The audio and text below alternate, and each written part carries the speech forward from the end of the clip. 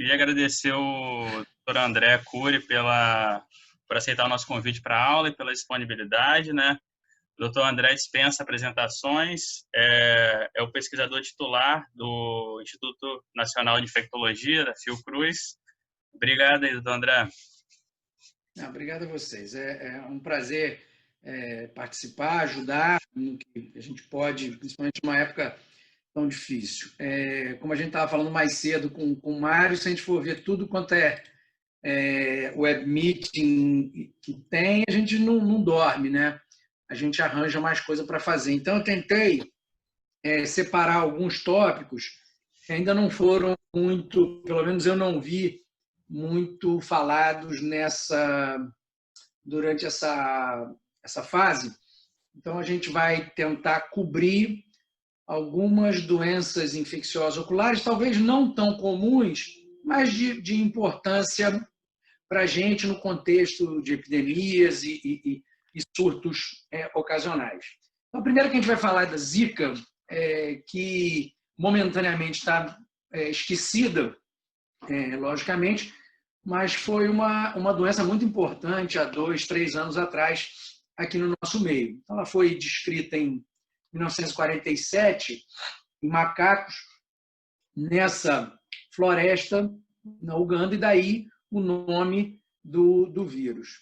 O primeiro caso em humanos só aconteceu em 52, então não é um vírus novo, nós estamos falando aí de 60 anos, 70 anos de um vírus conhecido, mas que só recentemente teve, vamos dizer, relevância como uma doença, uma pandemia global.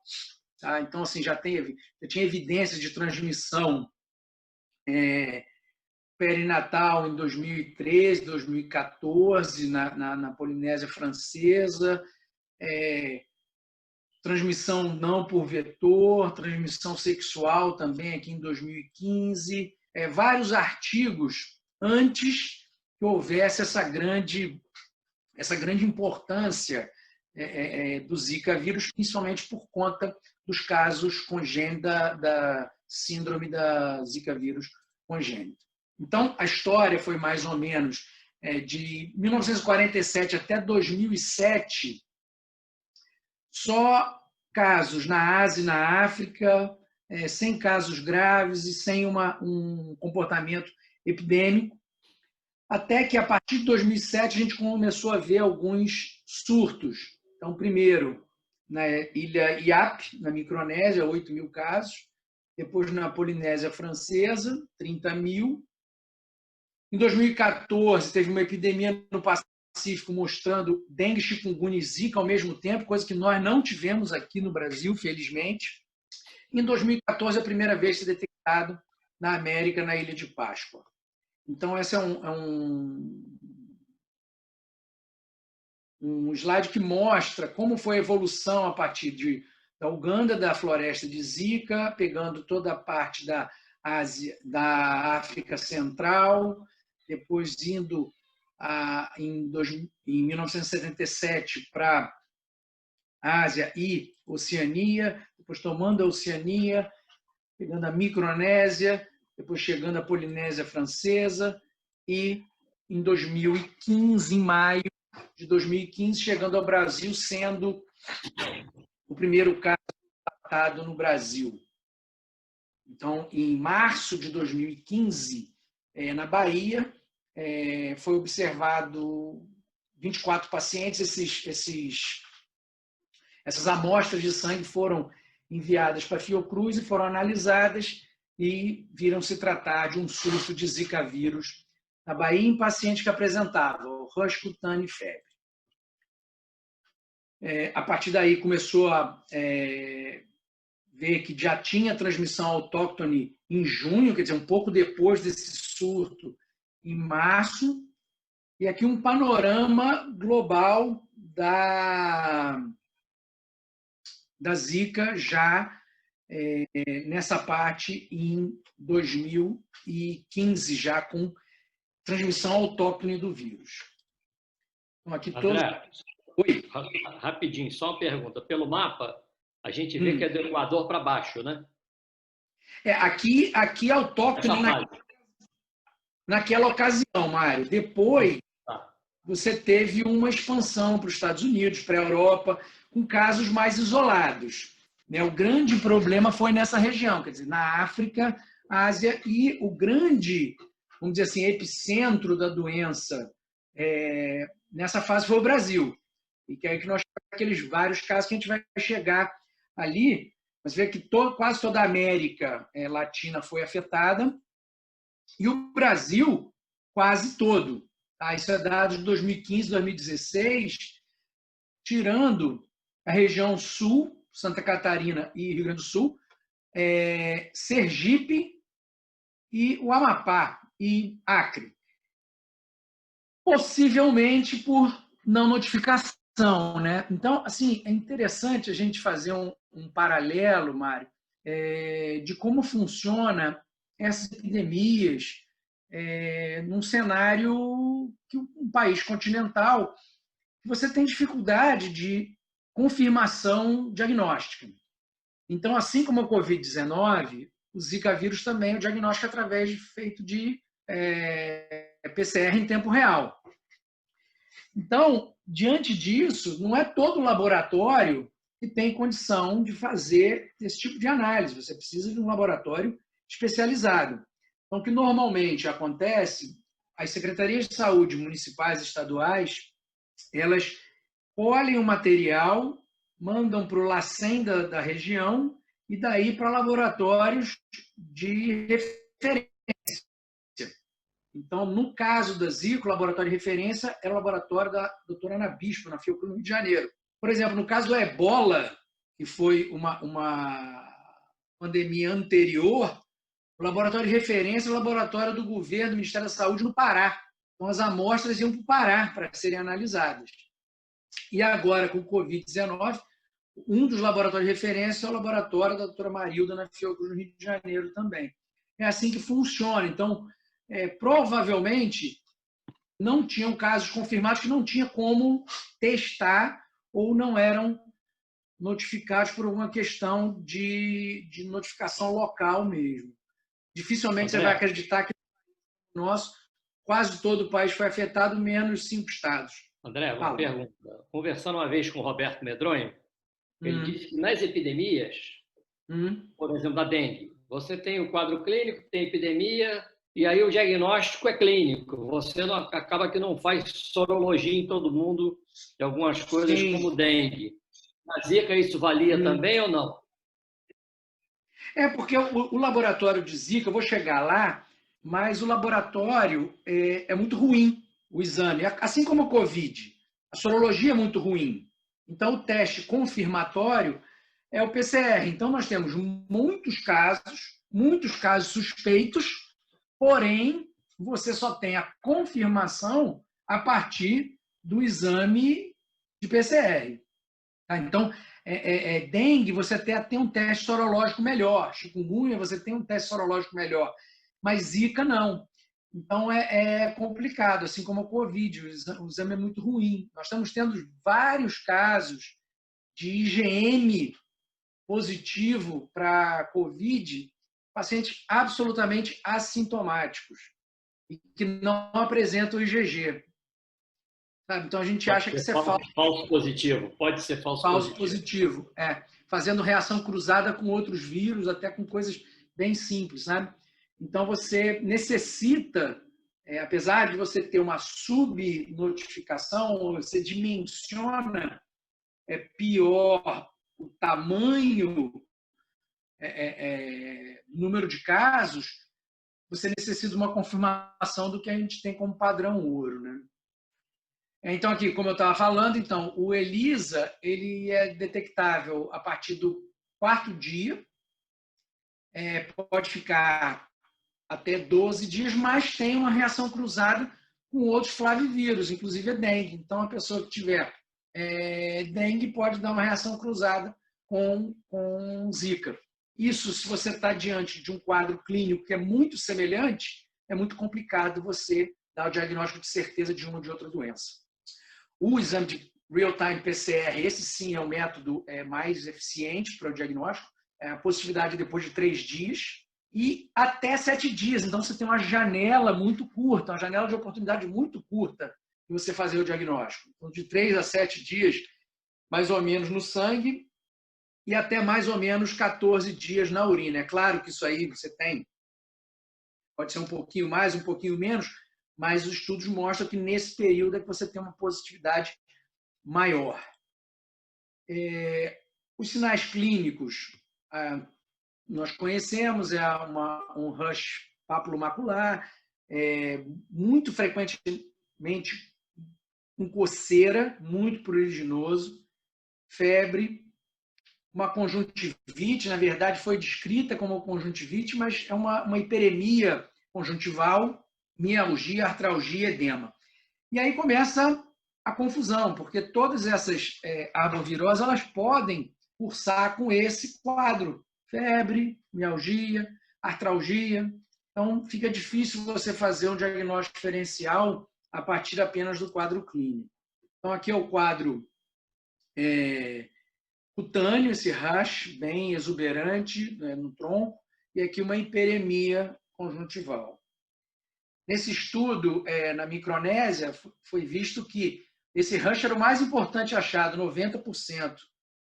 Febre, 65%, e artralgia, 65%. Então, a gente teve uma época que pensava, se tivesse artrite, artralgia seria mais chikungunya. Você vê que Zika tem artralgia e artrite em 65% dos pacientes. Dor retroorbital, isso é bem comum em dengue. Quem já teve dengue sabe como dói. E também é bem frequente em Zika, aproximadamente 40%.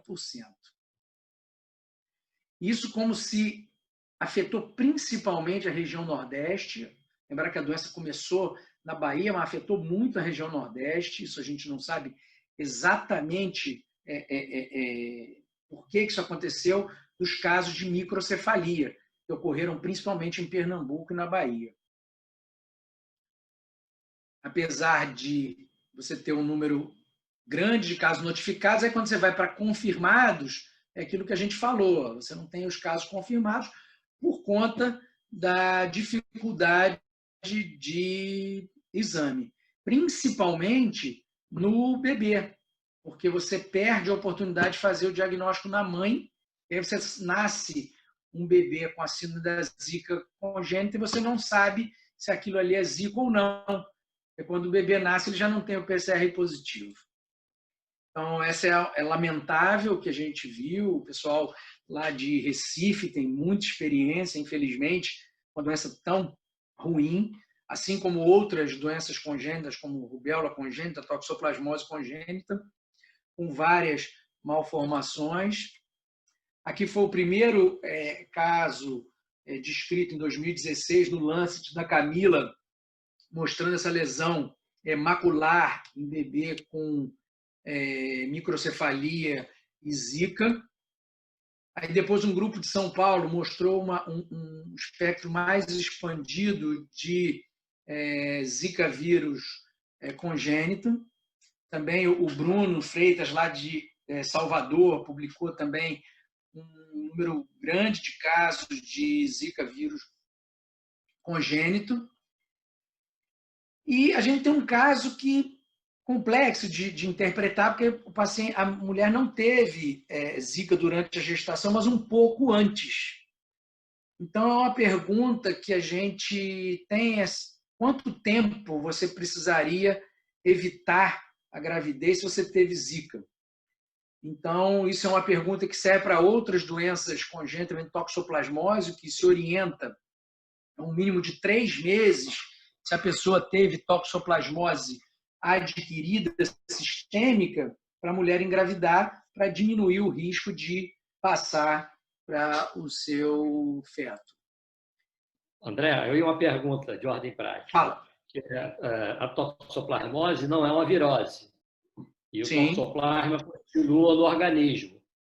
Nas Sim. viroses agudas, você imagina que o vírus tenha desaparecido.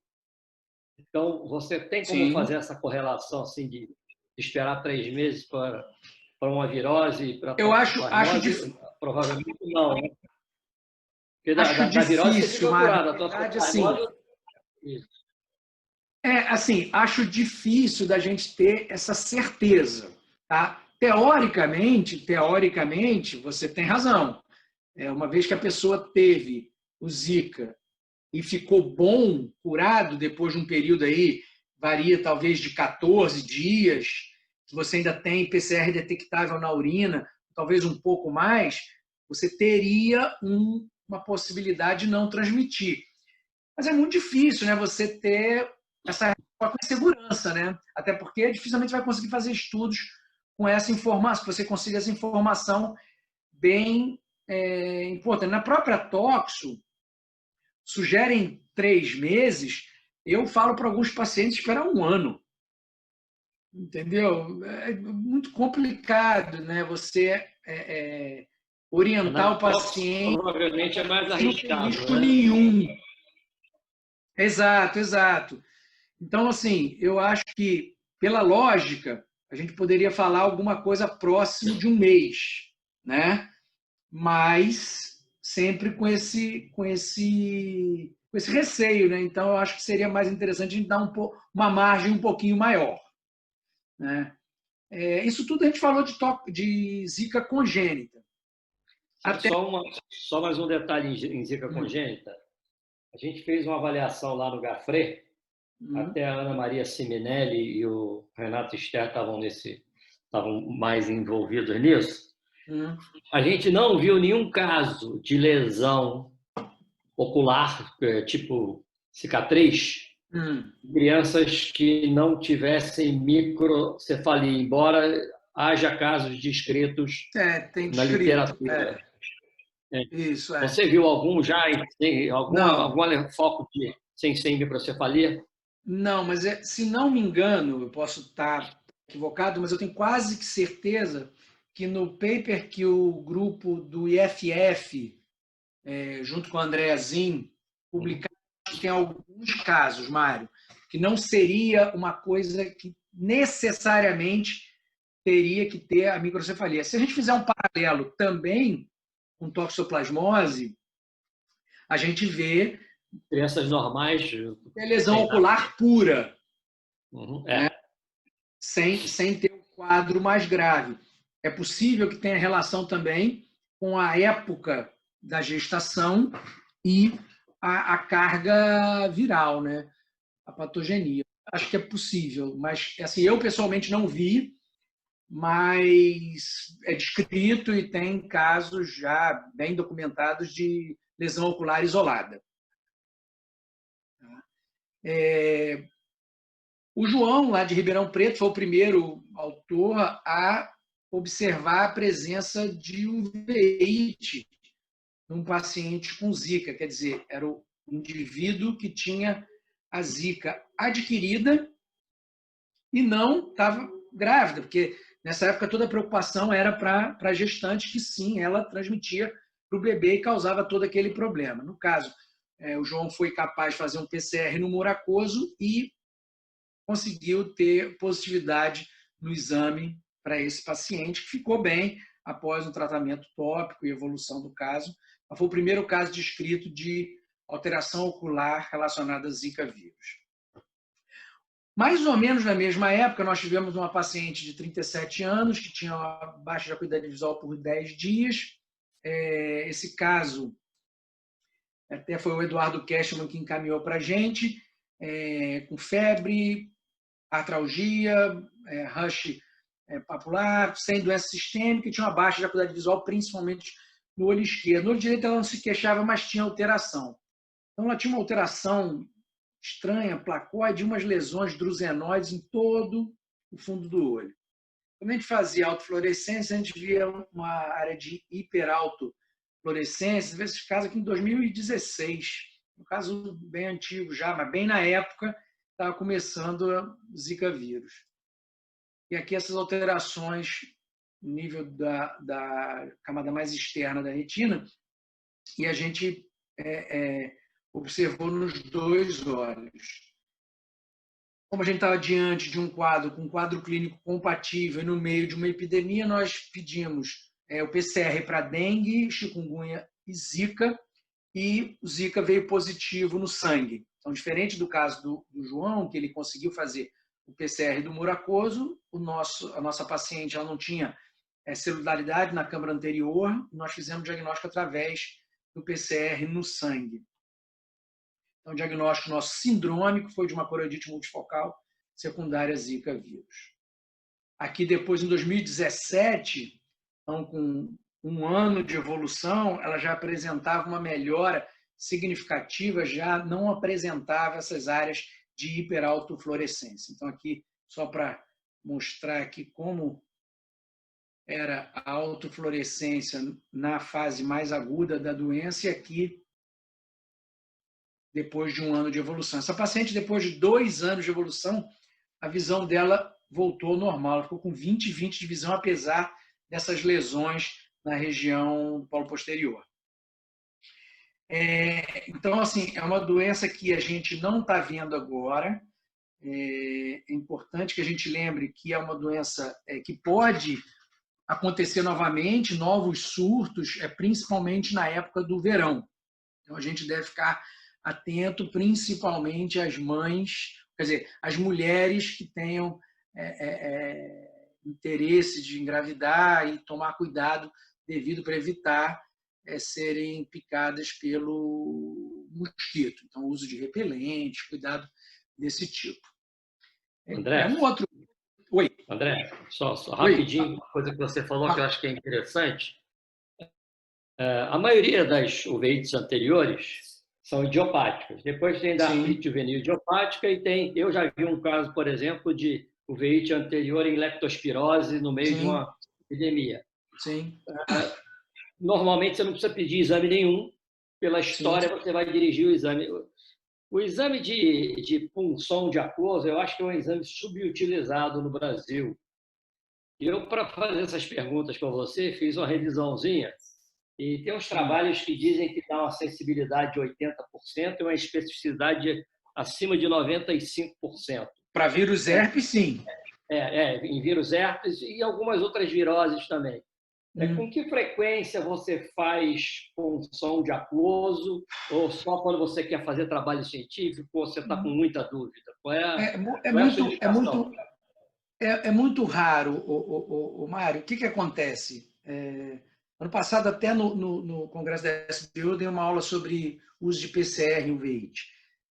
Quer dizer, a gente citologia, enfim, você pode fazer vários exames. A gente depende de um laboratório especializado para fazer. Não adianta você funcionar e não ter para onde mandar. Esse é o grande, para mim, é o grande X da questão. É simples, né?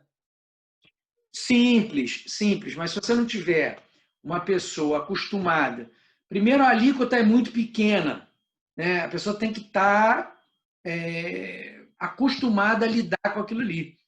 Então, acho que a gente utiliza pouco exatamente pela questão da dificuldade técnica laboratorial. Se a gente imaginar que o professor Mochizuki, do Japão, ele faz uma punção de aquoso e vítreo, ele faz um multiplex para 8 agentes diferentes, tem um resultado em 24 horas, você entra em depressão, né, quando assiste a aula dele. Porque infelizmente, a gente não consegue fazer isso nem nos melhores centros.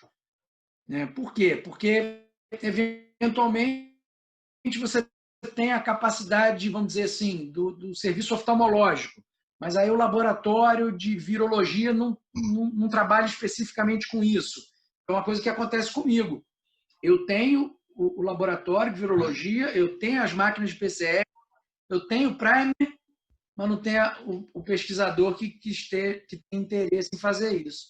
Então, você acaba ficando amarrado, e aí você não consegue colocar na rotina. Ou seja, nós tivemos 2 casos de Zika que nós fizemos a punção da aquoso e levamos aí pedimos para o laboratório fazer. Aí fizeram, deu negativo. Será que deu negativo porque era negativo mesmo ou porque não fizeram a coisa corretamente? Então é muito difícil. Infelizmente, a gente esbarra. É estrutura, né? Estrutura. Mas eu acho que, principalmente, Mário, se a gente está falando de humor aquoso para vírus herpes, os resultados são muito bons. Tá? A gente também tem que saber o que está procurando. Por exemplo, punção de aquoso para toxoplasmose não é bom. Você tem uma sensibilidade baixa, diferente do vítreo.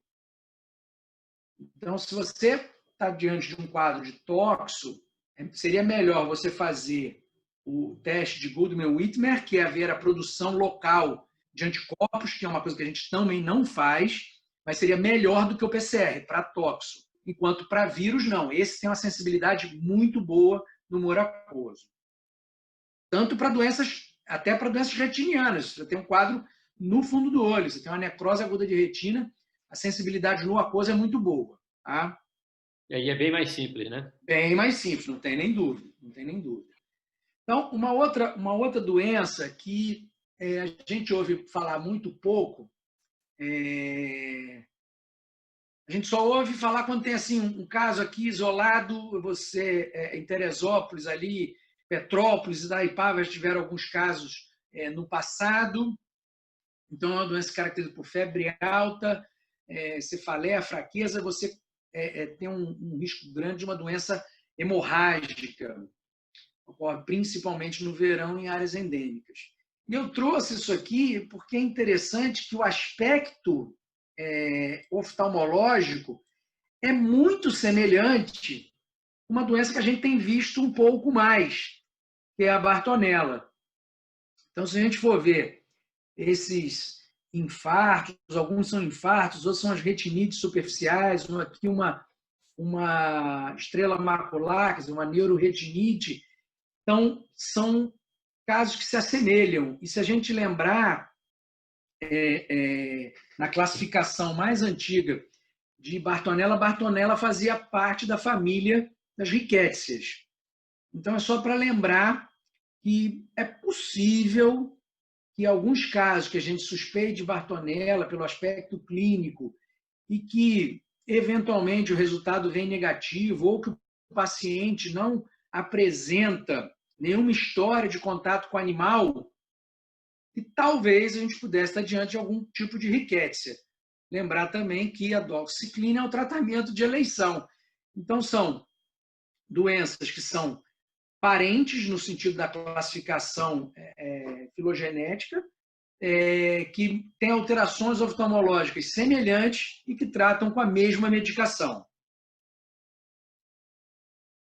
West Nile virus também é uma doença interessante. André. Oi. Volta o outro slide, por favor. Volta o outro slide. Peraí. Anterior. Isso. Vamos supor que fosse uma doença da arranhadura do gato, um Cratch test, não uma rickettsiosis.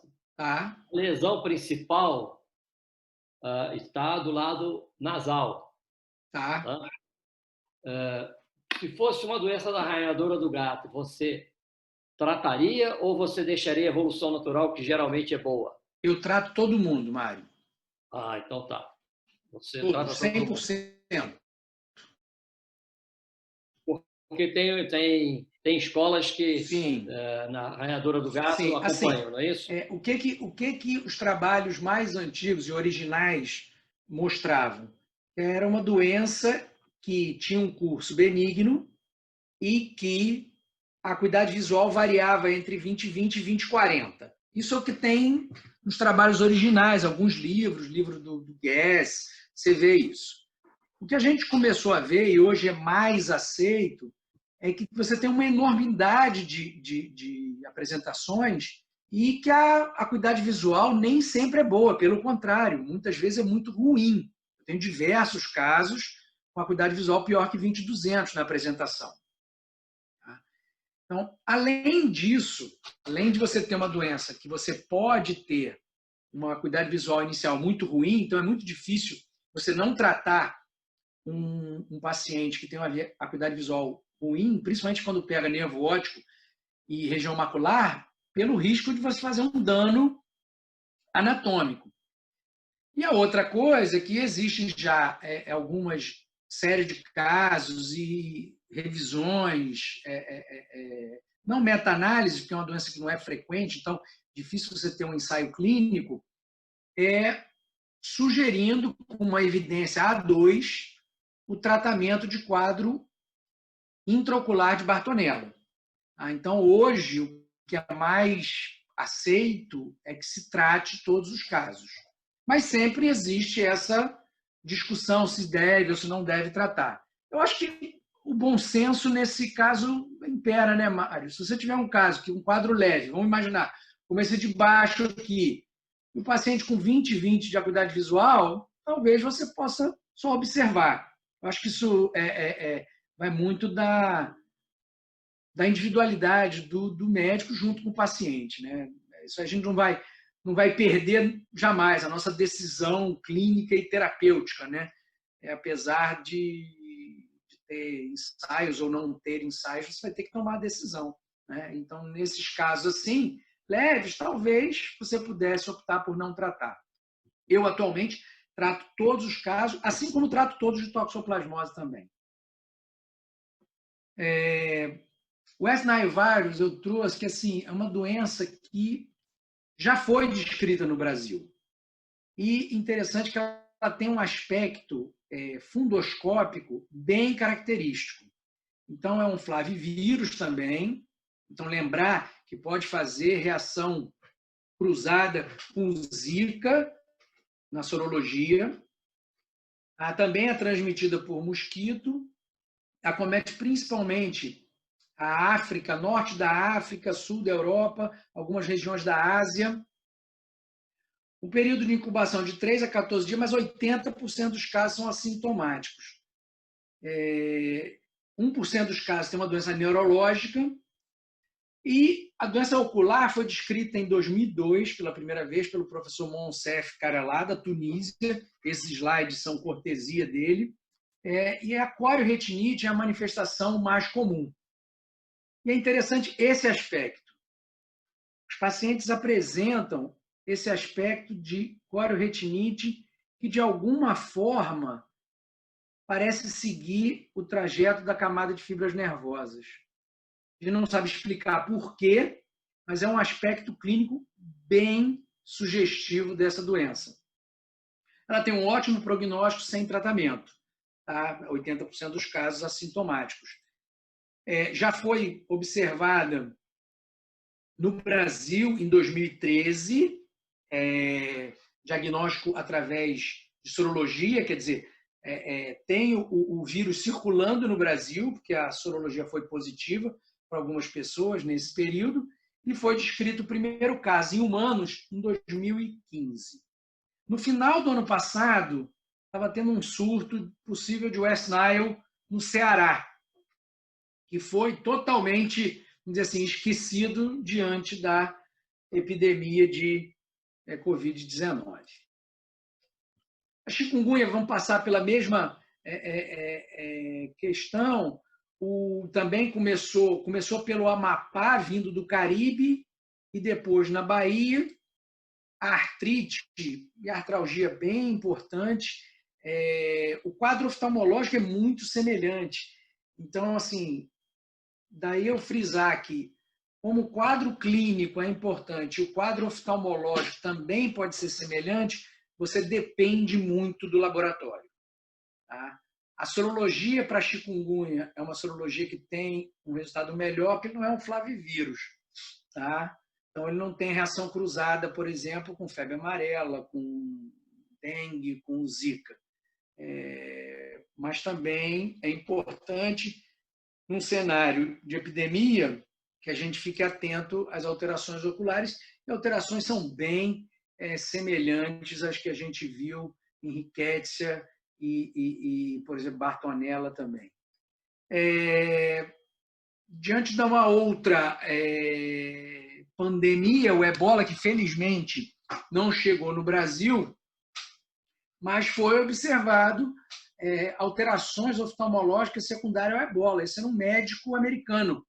Foi publicado no New England, um paciente que se recuperou de ebola e, após esse quadro, com essa turvação vítrea, pequenas lesões hiperpigmentadas.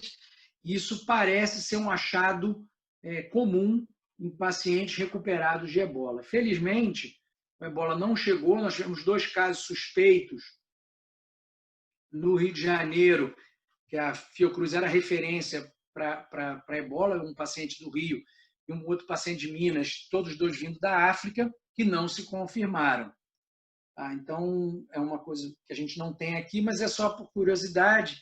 É interessante que uma outra pandemia, como a gente estava conversando no começo, todos esses vírus podem causar alguma alteração oftalmológica, isso não é surpreendente para a gente.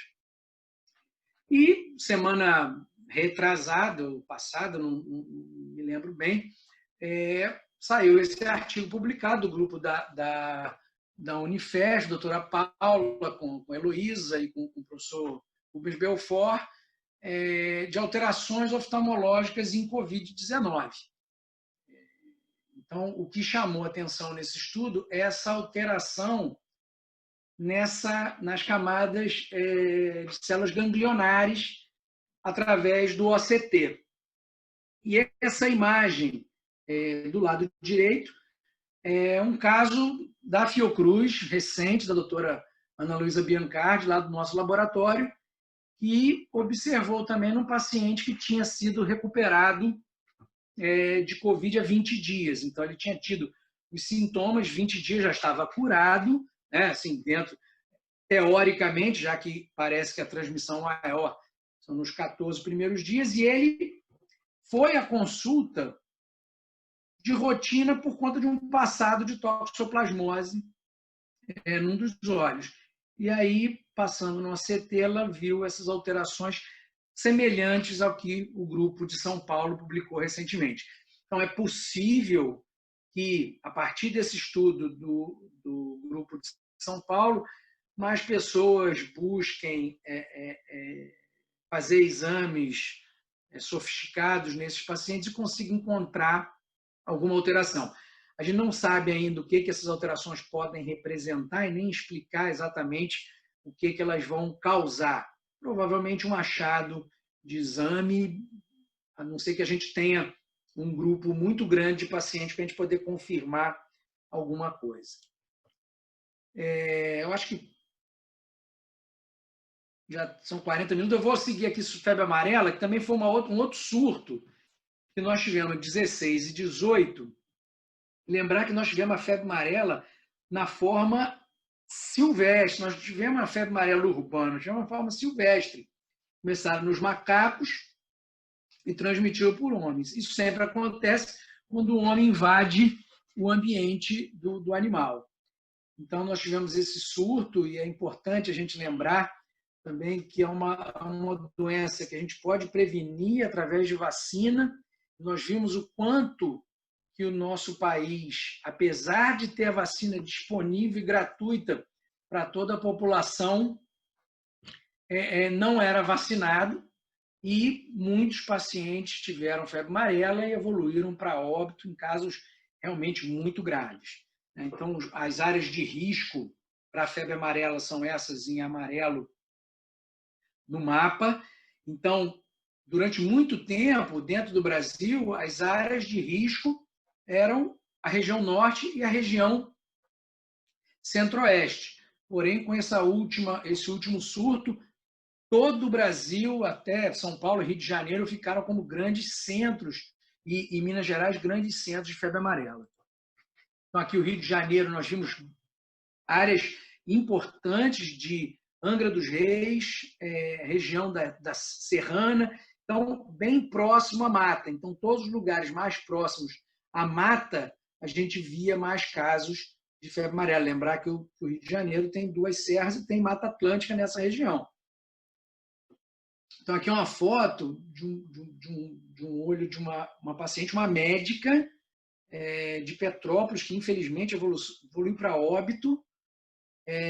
Vocês vejam a icterícia dessa paciente, demonstrando o que acontece, uma falência completa dos órgãos. Pacientes que evoluíam para UTI, a morbidade extremamente alta. Algumas publicações nacionais também nessa época, Oliviazinha, Suzana Silvana Vianello, publicaram falando sobre o uveíte anterior, descolamento de coroide, tortuosidade venosa, maculopatia, várias alterações, assim como acontece em chikungunya, em dengue. O trabalho mais importante realizado no Brasil foi feito pelo Grupo de Belo Horizonte, coordenado pelo Daniel, desses surtos na região de Minas Gerais, e eles conseguiram ver 64 pacientes, e desses 20% apresentava retinopatia, infarto da camada de fibras nervosas, hemorragias e lesões na retina externa. Então, aqui vocês veem infarto da camada de fibras nervosas e aqui através do ACT. Então, lembrar que a febre amarela também pode causar alteração oftalmológica e, mais uma vez, eu friso a necessidade do exame. Febre amarela também faz reação cruzada com outros flavivírus. Aqui as alterações na retina externa, acho difícil de ver, e aqui algumas hemorragias retinianas, cortesia do Daniel. Esse quadro é interessante que vocês fixem bastante para, diante de um quadro como esse, vocês terem sempre isso na cabeça. Então, um paciente em torno de 30 anos, com essas lesões amareladas no fundo de olho, algum comprometimento do nervo, algum comprometimento da região macular, mas várias lesões amareladas. Então, esse é o quadro de... É uni ou bilateral? Só para... Unilateral. Então, é o caso da fase inicial de DUSNE. Tá? Então, sempre que você tiver um caso com essas lesões amareladas, profundas, num olho só, de um paciente jovem, adolescente, criança, adolescente, adulto jovem, você deve pensar em DUSNE, principalmente em algumas regiões do Brasil. No Rio de Janeiro, a gente não tem tantos casos. São Paulo é bem mais comum, Minas também.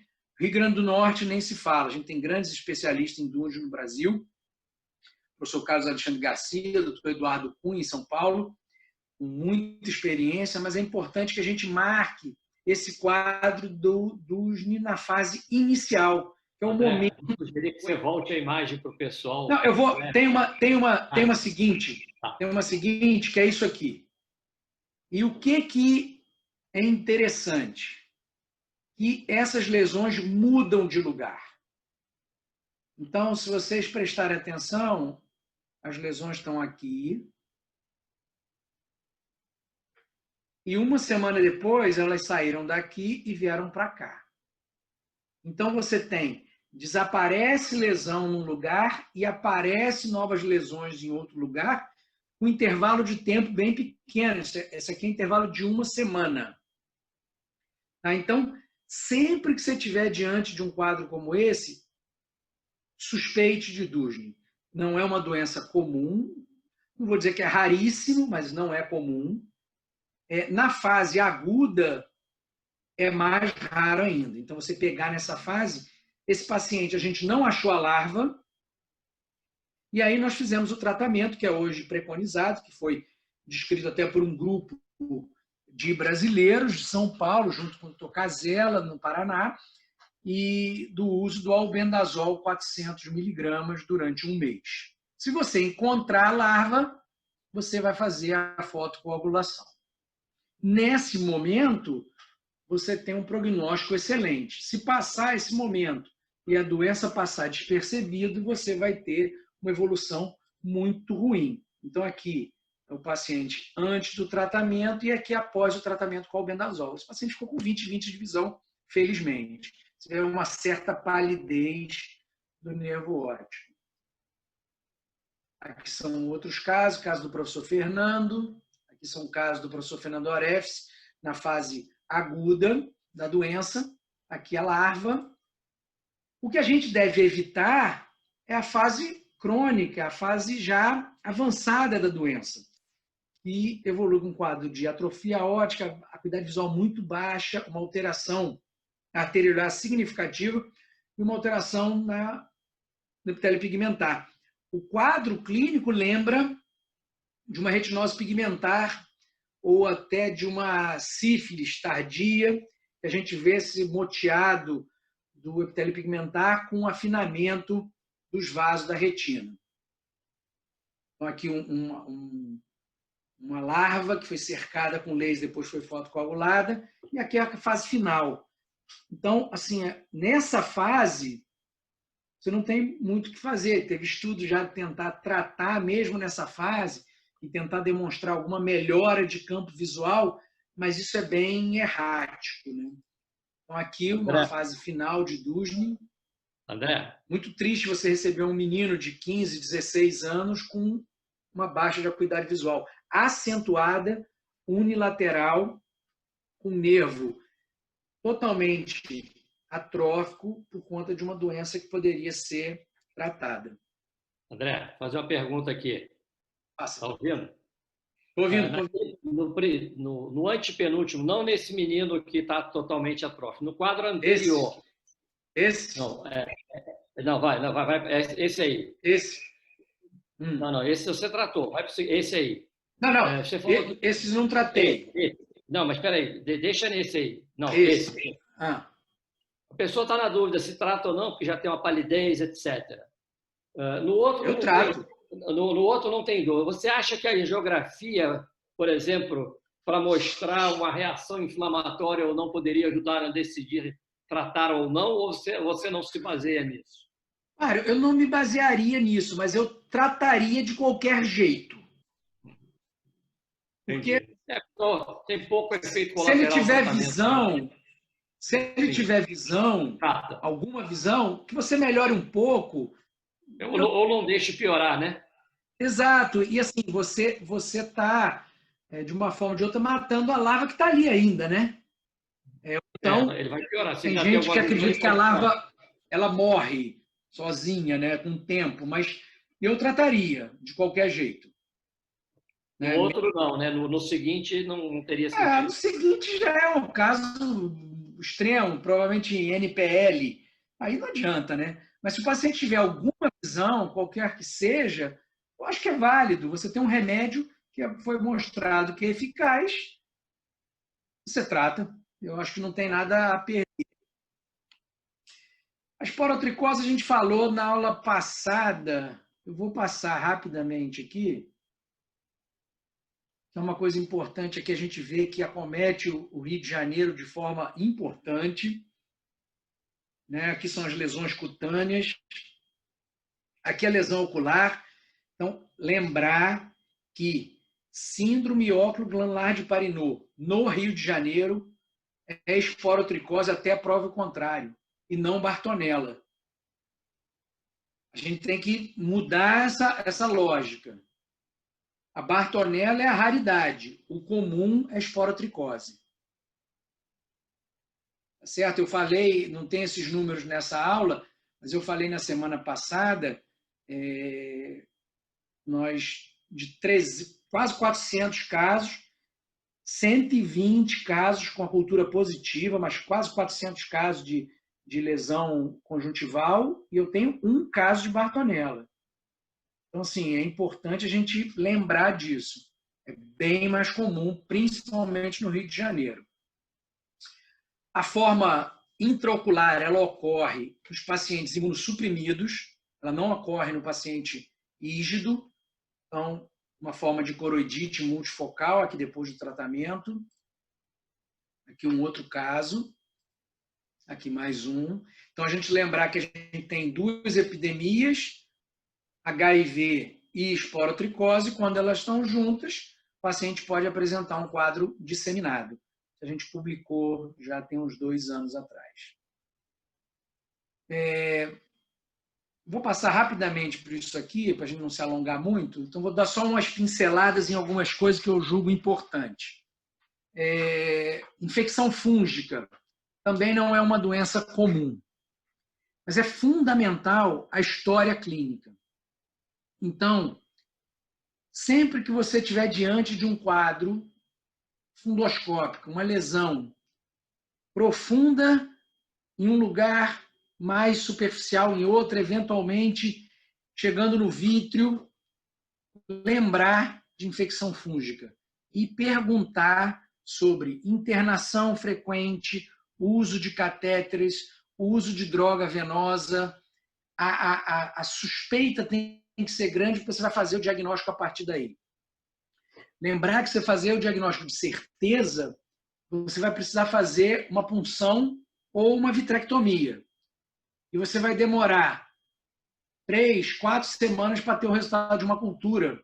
Ou talvez o exame direto venha negativo. O PCR tem uma sensibilidade em torno de 60%. Então, a suspeita clínica com aspecto clínico é fundamental. Então, aqui um caso de uma corioretinite por cândida, um paciente que tinha uma história de uso de droga venosa. Então, aqui já é um quadro mais avançado, que a gente pode classificar como uma endoftalmite. Então, lesões multifocais na região macular, vindo para o vítreo, lembrar da possibilidade de cândida, principalmente em pacientes imunossuprimidos, ou transplantados, ou usuário de droga, ou diabéticos, ou que tiveram internação por um longo período e usaram catéter. Esse caso aqui foi bem emblemático para mim, já é um caso antigo, uma paciente diabética, o Gustavo Eringe, lá de Belo Horizonte, fez uma vitrectomia e fez vitrectomia e mandou material para cultura, exame direto de um olho e fez a punção no outro olho. O olho que fez a punção foi negativo, o resultado, e o olho que fez a vitrectomia foi positiva a cultura depois de um mês. Então, se a gente tivesse esperado um mês para iniciar o tratamento, a gente teria perdido o olho dessa paciente. Essa paciente, infelizmente, evoluiu com perda visual de um dos olhos. Aspergilos, a história é um pouquinho diferente, geralmente a lesão é única, então diferente da cândida, mas sempre atenção para esses quadros que vêm da coroide e evoluem para a retina. Cryptococcus neoforme a gente via muito na época que o HIV estava mais intenso, apesar de a gente ver muito HIV ainda, e é importante que vocês reconheçam esse quadro de coroidite multifocal. Então, muitas vezes associado a um quadro cutâneo, isso aqui parece um molusco contagioso, isso aqui é Cryptococcus de pele. Então, aqui é lesão multifocal coroidiana que pode vir ou não associada a um papiledema. Lembrar que no paciente HIV, o papiledema é a manifestação ocular mais comum do Cryptococcus. Então, é mais comum você ter papiledema num paciente com meningite por Cryptococcus do que um paciente com neurotoxoplasmose. Então, a primeira causa de papiledema em HIV é Cryptococcus. Aqui uma biópsia, aqui ó, uma coroidite multifocal sem o acometimento do nervo óptico. Aqui aparece como uma epiteliopatia placoide, você tem uma hipofluorescência precoce, depois uma hipertardia, e uma forma mais rara, a gente chama de criptococoma. Essa foto da esquerda aqui é um caso meu, já bem antigo, essa aqui é uma foto do livro do professor Iannuzzi. Aqui um outro paciente também com coroidite multifocal, sem o acometimento do nervo óptico. Então é importante lembrar, principalmente quando tiver um quadro cutâneo associado. Aqui aquele quadro que eu falei da angiografia, hipofluorescência precoce e hipertardia, provavelmente pela formação de um granuloma na coroide. Aqui a endocianina verde a gente vê melhor ainda. E aqui após o tratamento ficaram algumas cicatrizes. Aqui mais um caso. Isso aqui é uma cortesia do professor Nancy Rao, a presença do Cryptococcus na coroide. Esse aqui é um caso nosso, que a paciente apresentou coroidite multifocal, evoluiu para óbito, a gente fez o anátomo patológico do olho, e aqui a presença do Cryptococcus corado por PAS, aqui o GROCO, aqui o epitélio pigmentar. Então a gente confirmou clinicamente, a gente confirmou pelo anátomo patológico o diagnóstico de coroidite multifocal por cripto. Para terminar essa parte de fungo também, é claro que a gente não faz diagnóstico só pelo quadro oftalmológico, você depende da história e de alguma busca, principalmente a lesão cutânea é importante. É importante você ter uma ligação boa com o grupo da dermatologia clínica. Então, esse paciente tinha uma coroidite multifocal e essa lesão ulcerada na pálpebra. Era um caso de paracoccidioides brasiliensis aqui, antes e após o tratamento. Bom, acho que esse era o último slide.